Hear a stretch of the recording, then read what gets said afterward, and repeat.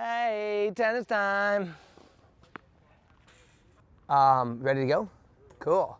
So Marie's back, and have you been playing? Yes, I've been playing. How'd that forehand stuff? I mean, we got into your forehand last time, and I want to touch on it, and then I also want to look at your backhand, and I want to look at your serve. I want you to leave today with a view of the three major strokes.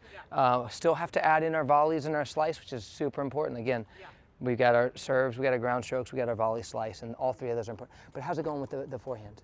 I think forehand is going well. I'm going to be honest, every once in a while I forget. I'd find something else that was working, so I'd get back into the old Sure, of course. habits.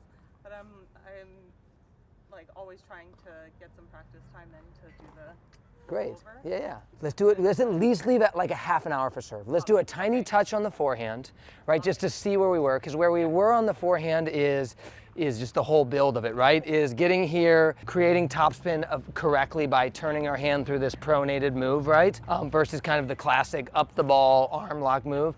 Starting to learn an open stance, starting to learn a closed stance, and then also having a split step. And there's so much that we kind of opened up. And that's the tough part, I would also say, is where you're at. There's a lot, right? And I think you wrote down the stuff.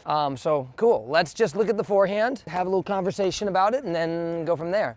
And the other thing I would say to you is this. We are 3 or 4 weeks since that lesson. What do you think? What is it, 3 weeks ago? So what I would do if I were you, I would consider getting on a consistent clip, right? Just like, even if it's every other week or once every third, but just something that's on the map so that's how we can build. You know what I mean? Just like, okay, we're gonna do it here and it's dun, dun, dun, dun, and then we can build. So cool, go back there, I'm gonna feed you forehands. Okay, and have fun getting warmed up. Just go for it, okay? Let's just go to that red target to start. Don't worry about it, just come get your ball.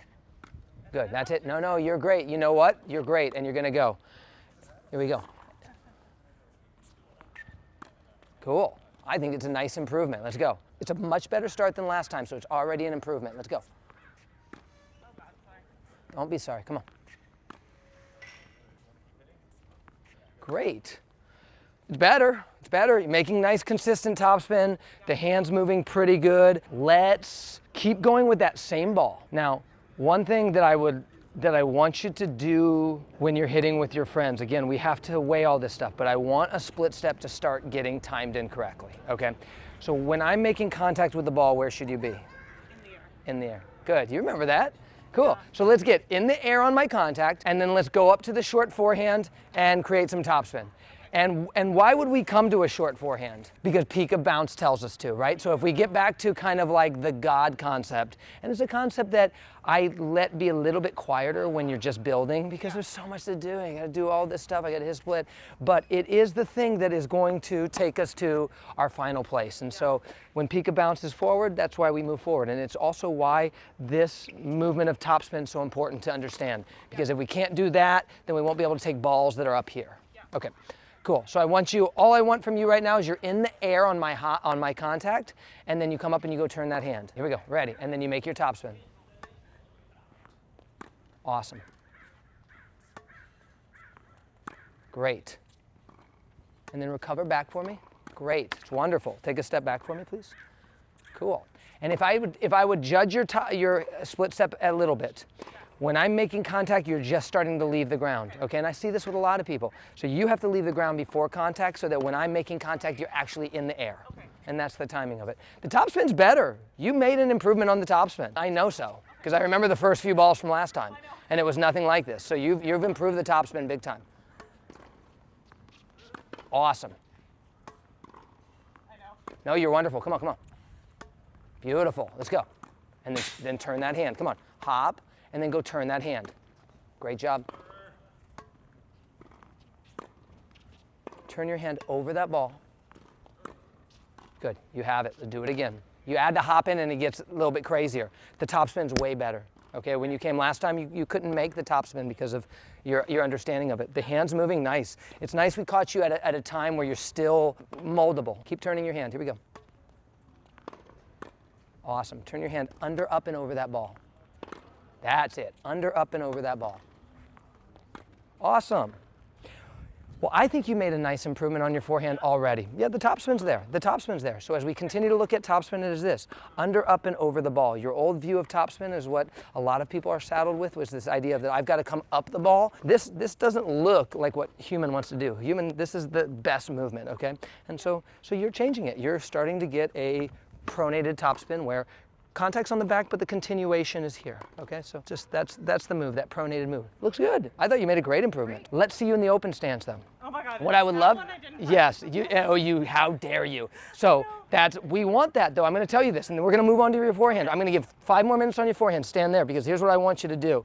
I want you to be able to go up to a closed stance, out to an open stance, and back to a deep stance. We need those 3 moves. We need those 3 moves. If you want to talk about, like, how do I fill out my forehand currently, it's those 3 moves. So we're going to go into an open stance. I'm not going to stress the split right now. Take a step to the middle, although you need to get your split step timed up. You need to go out there and say, today I'm going to get my split step timed up. Okay, right now we're going to go into your open stance. Let's see what it looks like. And then I get to yell at you for not being a good student. That was not bad. That was cool. Let's go.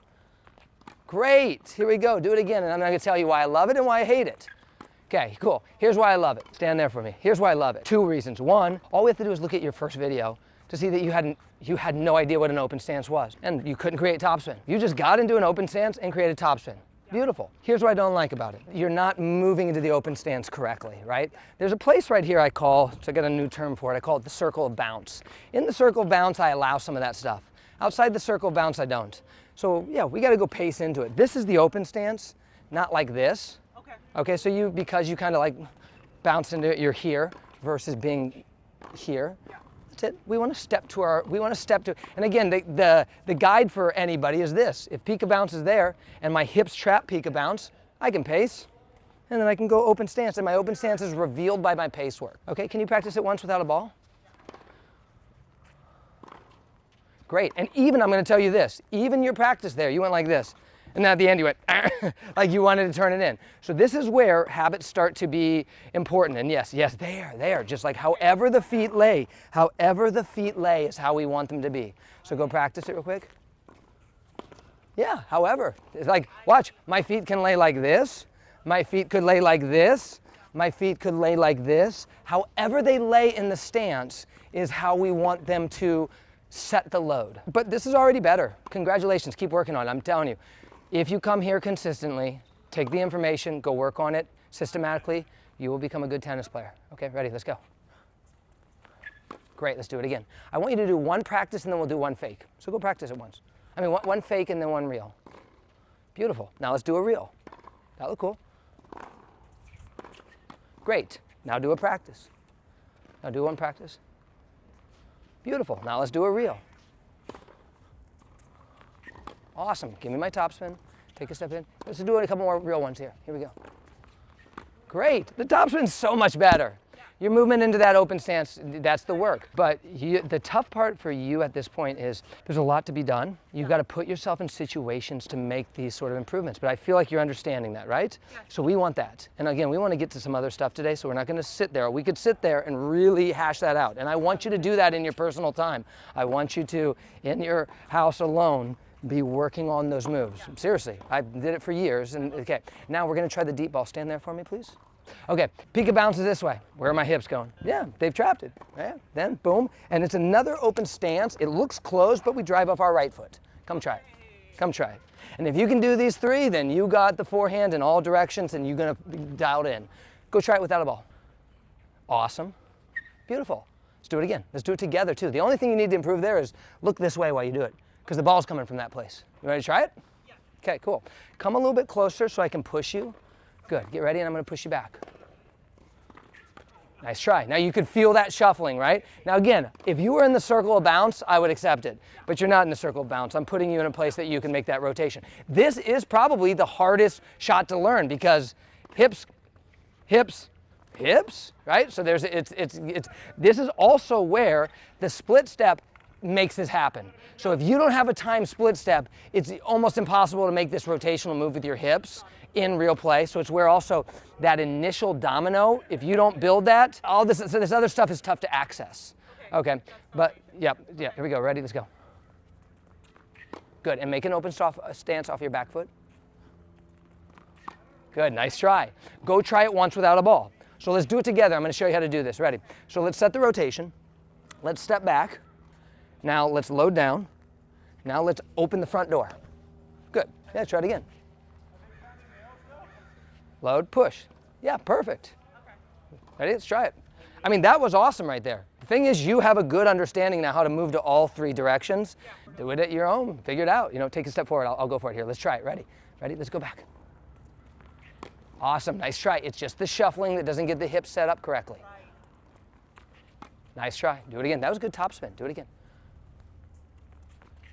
Cool. I like it. I love the topspin. In the end, you kind of got into a shuffle, muted, maybe closed stance. It wasn't quite the move that we want because it's a stressful move and it takes some time. What's cool is that when you do it without a ball, you have it. So do it a couple more times without a ball. Again, we would dial this in if we didn't have to start opening other boxes today. And we need to open the backhand, we need to open the serve. So let's go. So let's go. Yes, that's it. That's it.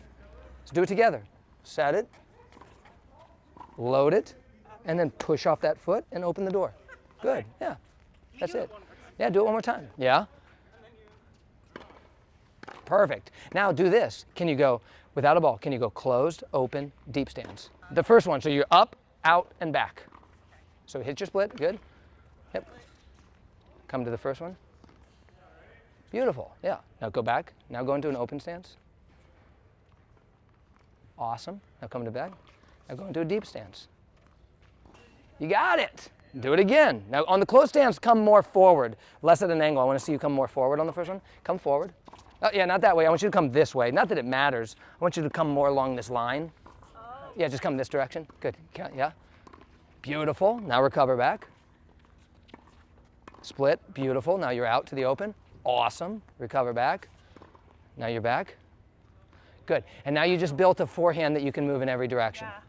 That's it. I can feel that I'm not like turning with the, I'll practice. This is trust. Don't worry. There's ways to bend this in the playing, but that if you can get this down, then you really have opened up your forehand. Yeah. And the topspin's way better today. And now get it great through these positions.